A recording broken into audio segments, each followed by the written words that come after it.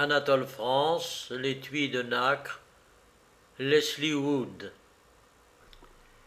Il y avait concert et comédie chez Madame N, boulevard Malesherbes. Tandis qu'autour d'un parterre d'épaules nues, les jeunes gens s'étouffaient aux embrasures des portes, dans les parfums chauds, nous autres vieux habitués, un peu grognons, nous nous tenions au frais dans un petit salon d'où l'on ne pouvait rien voir et où la voix de mademoiselle Réjeanne ne nous parvenait que comme le bruit légèrement strident du vol d'une libellule. De temps à autre, nous entendions les rires et les applaudissements éclater dans la fournaise, et nous étions enclins à prendre en douce pitié un plaisir que nous ne partagions pas. Nous échangions d'assez jolis riens, quand l'un de nous, un député aimable, M. B., nous dit « Vous savez, Wood est ici !» À cette nouvelle, chacun s'écria « Wood, Leslie Wood? Pas possible! Il y a 10 ans qu'on ne l'a vu à Paris. On ne sait ce qu'il est devenu. » On dit qu'il a fondé une république noire au bord du Victoria Nyanza. C'est un conte. Vous savez qu'il est prodigieusement riche et que c'est un grand réalisateur d'impossibilités. Il habite à Ceylan, un palais féerique au milieu de jardins enchantés où nuit et jour dansent des bayadères. Mais comment pouvez-vous croire de bêtises pareilles? Mais la vérité est que Leslie Wood est allé avec une Bible et une carabine évangéliser les Zoulous. M. B. reprit à voix basse. Bien, il est ici, regardez plutôt. Et il nous désigna, d'un mouvement de la tête et des prunelles, un homme appuyé à l'embrasure de la porte, et qui, dominant de sa haute taille les crânes entassés devant lui, semblait attentif au spectacle. Cette stature athlétique, ce visage rouge avec des favoris blancs, cet œil clair et ce regard tranquille, oui, c'était bien Leslie Wood. Me rappelant les admirables correspondances qu'il donna pendant 10 ans au World, je dis à B. « Mais cet homme est le premier journaliste de ce temps. » « Vous avez peut-être raison, me répondit B. « Du moins, puis-je vous affirmer qu'il y a 10 ans, personne ne connaissait l'Europe comme Leslie Wood. » Le baron Moïse, qui nous écoutait, secoua la tête. « Vous ne savez pas ce que c'est que Wood. Je le sais, moi. C'était avant tout un financier. Il entendait les affaires mieux que personne. Pourquoi riez-vous, princesse ?» Répandue sur le canapé, dans l'ennui morne de ne pouvoir fumer une cigarette, la princesse Zévorine avait souri. « Vous ne comprenez Wood ni les uns ni les autres, dit-elle. Wood n'a jamais été qu'un mystique et un amoureux. » « Oh, je ne crois pas cela, répliqua le baron Moïse. Ben, je voudrais bien savoir où ce diable d'homme est allé passer les 10 plus belles années de sa vie. » « Mais où mettez-vous les 10 plus belles années de la vie? » Oh, de 50 à 60 ans. On a sa position faite et l'on peut jouir de l'existence. Mais baron, vous pouvez interroger Wood lui-même, le voici qui vient. Le bruit des applaudissements, cette fois, annonçait que la représentation était terminée. Les habits noirs, dégageant les portes, se répandaient dans le petit salon, et tandis que la procession des couples s'acheminait vers le buffet, Leslie Wood venait à nous. Il nous serra la main avec une cordialité placide. « Un revenant, un revenant !» s'écriait le baron Moïse. « Oh, dit Wood, je ne peux pas revenir de bien loin, la terre est petite. » Mais savez-vous ce que disait la princesse? Elle disait que vous n'êtes qu'un mystique, mon cher Wood, est-ce vrai? Oh, cela dépend de ce qu'on entend par mystique. Le mot s'explique de lui-même. Un mystique, c'est celui qui s'occupe des affaires de l'autre monde. Or, vous connaissez trop bien les affaires de ce monde-ci pour vous soucier de celles de l'autre. À ces mots, Wood fronça légèrement le sourcil. « Ah, vous vous trompez, Moïse. Les affaires de l'autre monde sont de beaucoup de plus importantes, de beaucoup, Moïse. Ce cher Leslie Wood, s'écria le baron en ricanant, il a de l'esprit. La princesse répliqua très gravement, Wood, n'est-ce pas que vous n'avez pas d'esprit? J'ai en horreur les gens d'esprit. Elle se leva. Wood, conduisez-moi au buffet. 1 heure plus tard, pendant que G charmait par ses chansons les hommes et les femmes, je retrouvai Leslie Wood et la princesse Zévorine, seuls devant le buffet déserté. La princesse parlait, avec un enthousiasme presque sauvage, du comte Tolstoï dont elle était l'amie. Elle représentait ce grand homme, devenu un homme simple, revêtant l'habit et l'âme d'un moudjik, et de ses mains qui écrivirent des chefs-d'œuvre, faisant des souliers pour les pauvres. Et à ma grande surprise, Wood approuvait un genre de vie si contraire au sens commun. De sa voix un peu haletante, à laquelle un commencement d'asthme donnait une singulière douceur. Oui, disait-il, Tolstoï a raison. Toute la philosophie est dans cette parole, que la volonté de Dieu soit faite. Il a compris que tous les maux de l'humanité lui viennent d'avoir une volonté distincte de la volonté divine. Je crains seulement qu'il ne gâte une si belle doctrine par de la fantaisie et de l'extravagance. Oh, répliqua la princesse à voix basse, en hésitant un peu, la doctrine du comte n'est extravagante que sur un point.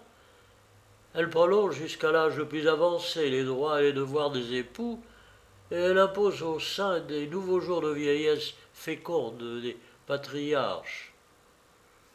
Le vieux Wood répondit avec une exaltation contenue.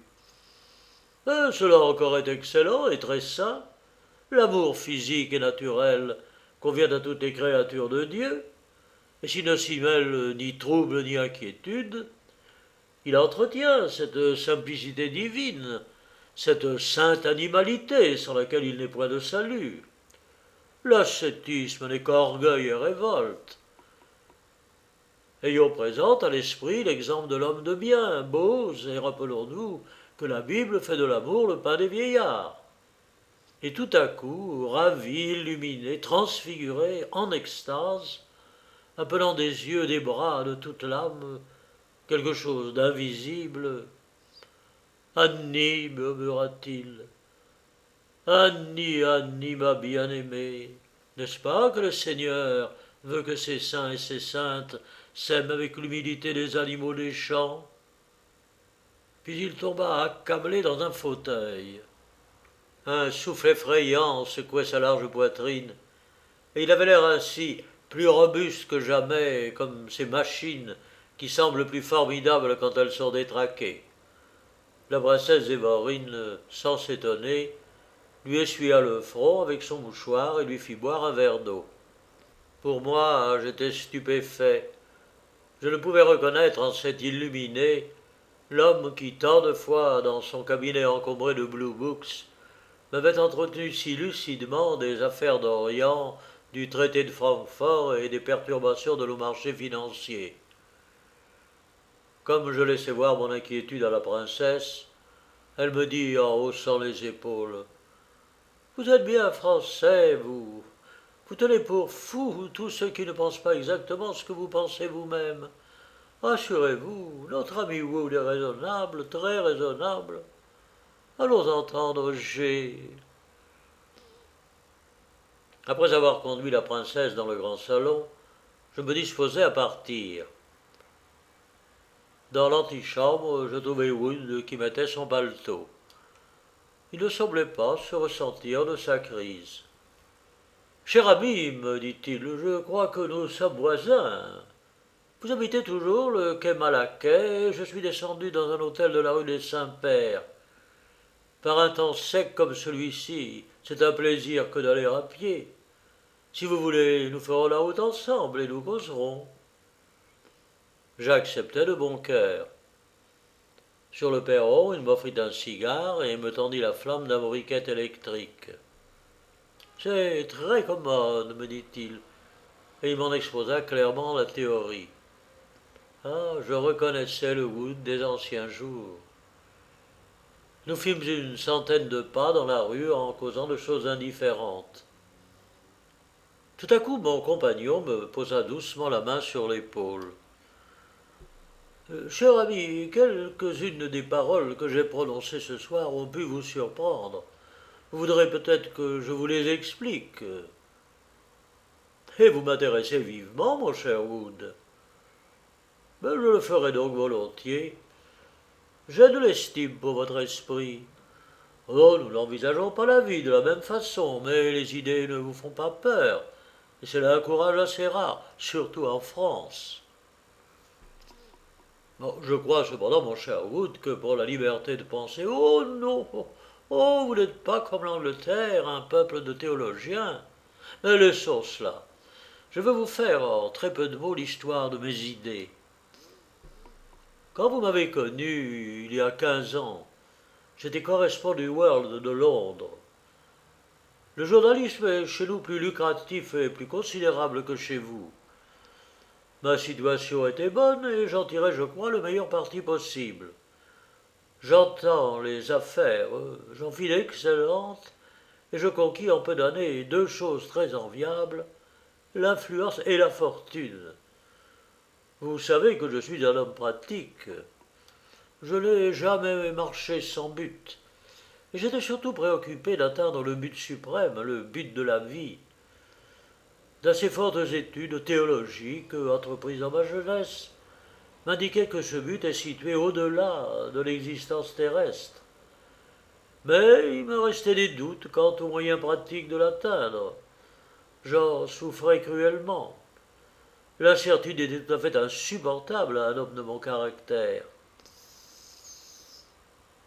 En cet état d'esprit, je donnais une sérieuse attention aux recherches psychiques de M. William Crookes, un des membres les plus distingués de l'Académie royale. Je le connaissais personnellement et le tenais avec raison pour un savant et un gentleman. Il faisait alors des expériences sur une jeune personne douée de facultés psychiques tout à fait singulières, et comme autrefois Saül, il était favorisé par la présence d'un fantôme authentique. Une femme charmante, qui avait autrefois vécu de notre vie et qui vivait désormais de la vie d'outre-tombe, se prêtait aux expériences de l'éminent spiritualiste et se soumettait à tout ce qu'il exigeait d'elle dans la limite de la bienséance.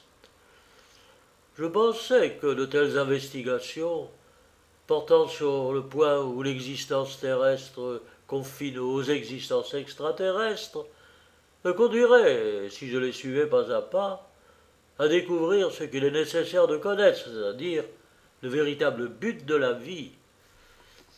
Mais je ne tardais pas à être déçu dans mes espérances. Les recherches de mon respectable ami, bien que dirigées avec une précision qui ne laissait rien à désirer, n'aboutissaient pas à une conclusion théologique et morale suffisamment nette.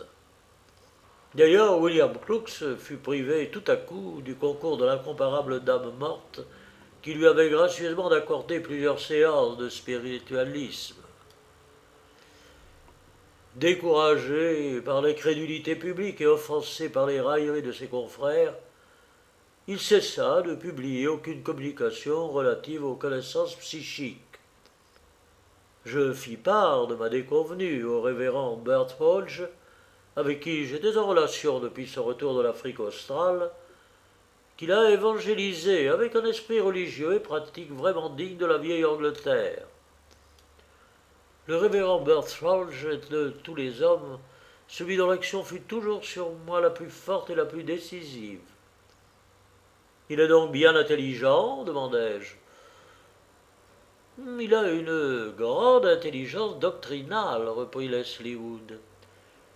Il a surtout un grand caractère, et vous n'ignorez pas, cher ami, que c'est par le caractère qu'on agit sur les hommes. Mais mes contes ne lui causèrent aucune surprise. Il les attribua à mon défaut de méthode et surtout à la pitoyable infirmité morale dont j'avais fait preuve en cette circonstance.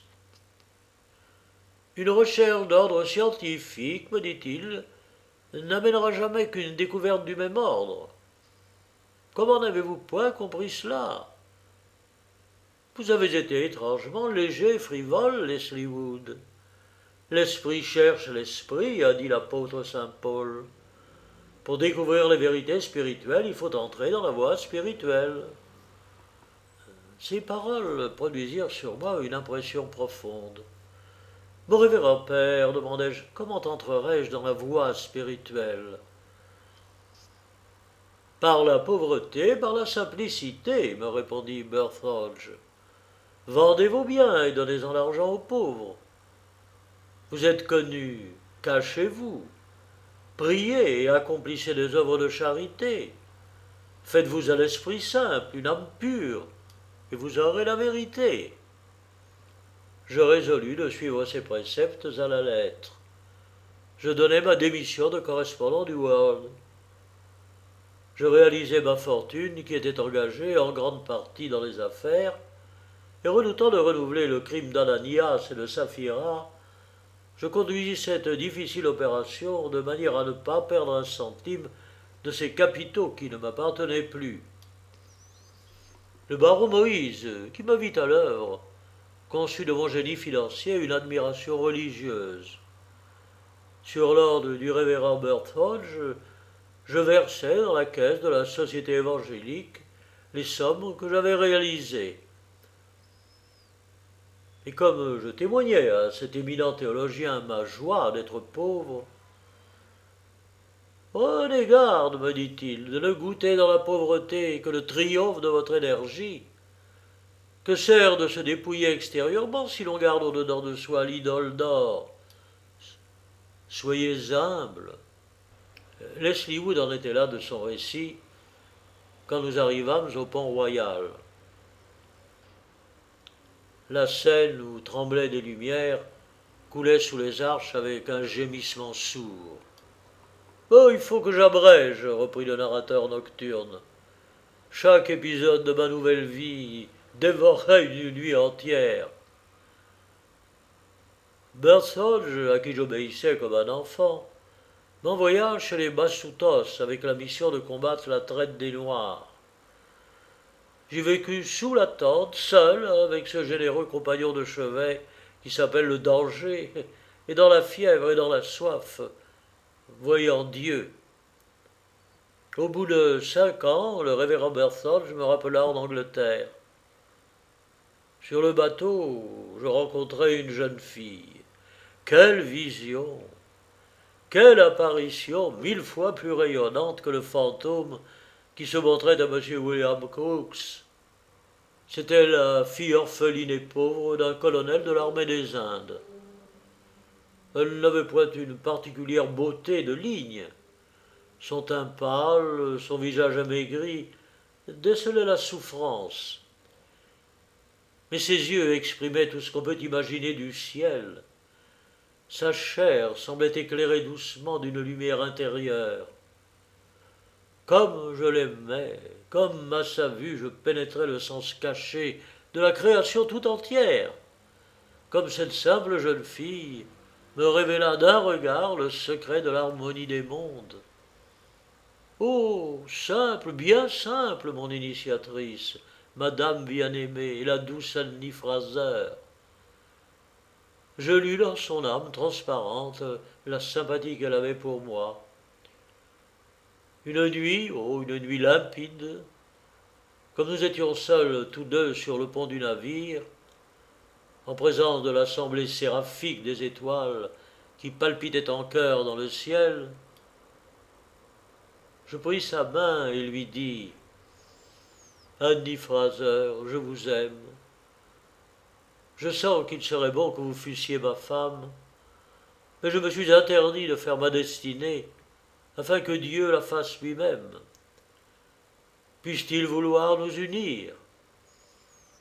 J'ai remis ma volonté entre les mains du révérend Bertholge. Quand nous serons en Angleterre, nous irons le voir tous les deux. Voulez-vous, Annie Fraser? Et s'il le permet, nous nous marierons. » Elle y consentit. et tout le reste de la traversée, nous lûmes la Bible ensemble. Dès notre arrivée à Londres, j'amenai ma compagne de voyage au révérend, et je lui dis ce que l'amour de cette jeune fille était pour moi, et de quelle belle lumière il me pénétrait. Birdsall la considéra longtemps avec bienveillance. « Vous pouvez vous marier, dit-il enfin. L'apôtre Paul a dit « Les époux se sanctifieront l'un l'autre ».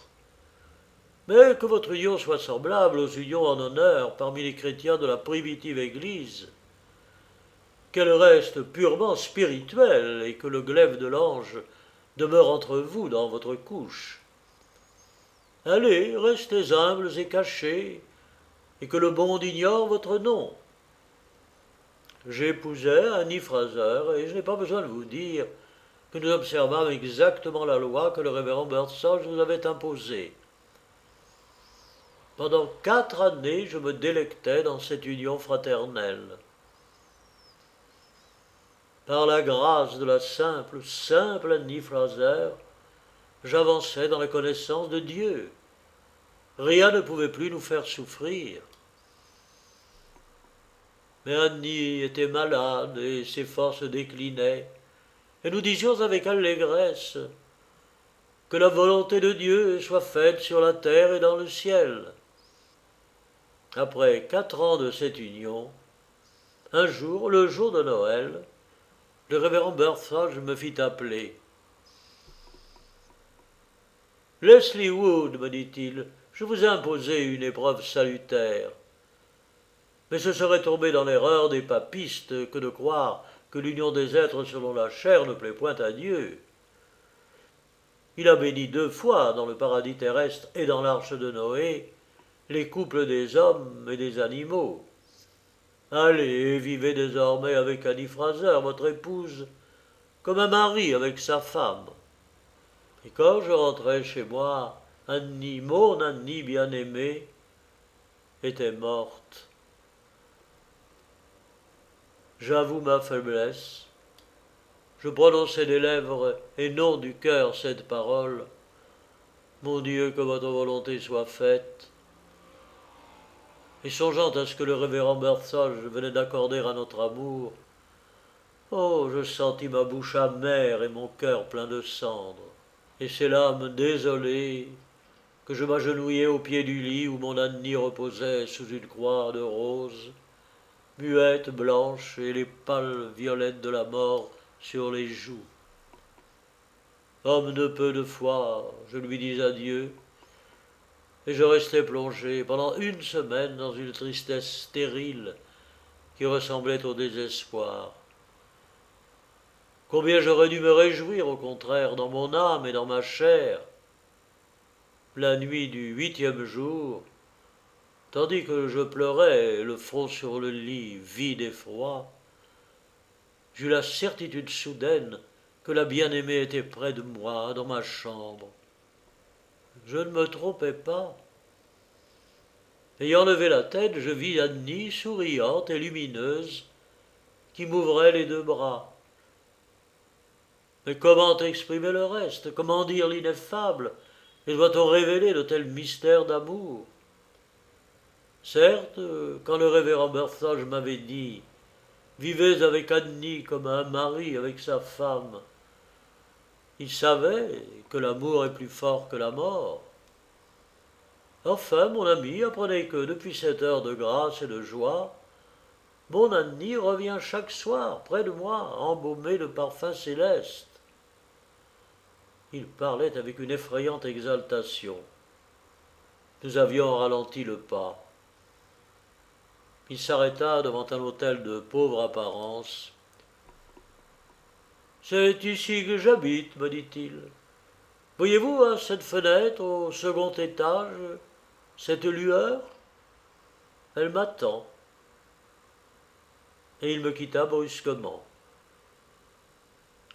8 jours après, j'apprenais par les journaux la mort subite de Leslie Wood, ancien correspondant du World.